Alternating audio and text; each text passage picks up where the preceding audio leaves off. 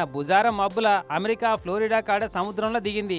NASA వాళ్ళు, Elon మస్కోల space X company వాళ్ళు జాయింట్గా పంపిన గీ డ్రాగన్ స్పేస్ క్రాఫ్ట్ ఇంకా జర్రైతే సముద్రంలో పడుతుందనగా 4 పారాచూట్లు తెరుచుకొని మెల్లగా ల్యాండ్ అయింది. ఇక తెల్లారగానే డ్రాగన్ బుల్లెట్ క్యాప్సూల్ చుట్టూత ఏరి స్వాగతం చెప్పినట్టే గిట్లా చక్కర్లు కొట్టినాయి డాల్ఫిన్ చేపలు. ఇక డ్రాగన్ క్యాప్సూల్ ను మెల్లగా పడవలకు చేర్చి అందులో కూర్చున్న 4 బయటికి తీసిరు. ఈ 4 ఇట్లా మన సునీత విలియమ్స్, బుచ్ విల్మోర్లనే ఇద్దరేమో 9 నెలల సంది శూన్యంలో గడిపిన వాళ్ళు అయితే ఇంకో ఇద్దరేమో మొన్న తీసుకొస్తేందుకు పోయిన వాళ్ళు. శూన్యంలో గడిపి తిండి తిప్పలేక పెయ్యంత బలం లేకుండా బక్క చిక్కినట్టుంది. ఇంకో 6-7 వారాల పాటు మంచి తిండి తినబెట్టుకుంటా వాకింగ్లు ఎక్సర్సైజులు చేయించుకుంటా మళ్ళా మునుపటోళ్ళు చేస్తారట ఇద్దరిని.